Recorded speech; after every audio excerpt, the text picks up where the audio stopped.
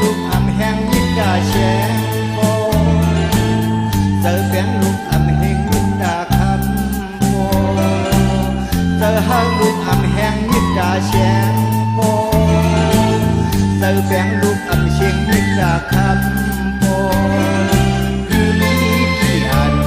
มันแก่เอิงอายเหมือนพยานย้อมไหลย่อยสิ้นล้วนอันมีโอ้โหเธอยามเดียวในอำยินเขาหักลูกนี้อยู่เลยมังคับโบกว่าเลยคงอยากหนาวใครที่เมืองเปิดชีเดซ้ำไปมาเลยมังคับโบกว่าเลยคงอยากหนาวใครที่เมืองเปิดชีเดซ้ำไปมาเลยมือเล็กเด็กแก่สูงมือขึ้นไปไปเขียนแขนอยู่ในร่วมให้โบกว่าเพชรบุญเบาตันสังเกตใครหันเป็นเหมือนเส้นวันหลังปวดเด็ดที่มองเปิดลุงวางเกี่ยวกันลูกซื้ออยู่ผู้บอกอุ้มสีเลทองเด่นที่ไปลงโยนอเดินท้าวันที่สีเลประเมินมอง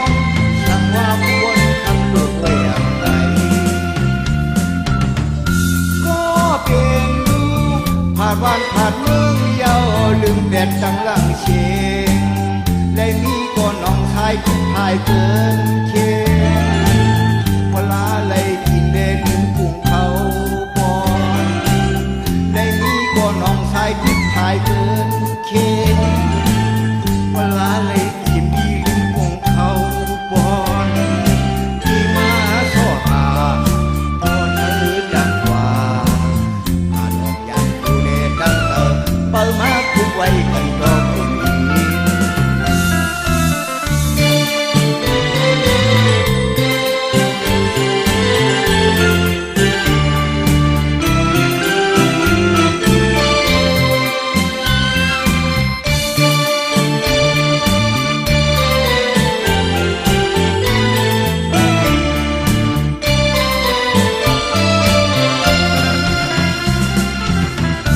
สังเกตใครหัน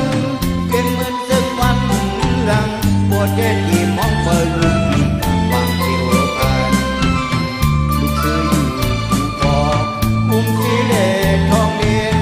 ที่ไปลงโยนอเดินท้าวันที่สีเลประเมินมองสั่งว่าควรทำลูกไว้อย่างไรก็เป็นลูกผ่านวันผ่านเมืองเยาลืมแดดจังหลังเชงได้มีก็น้องชายคิดพายเกินเคียงเวลา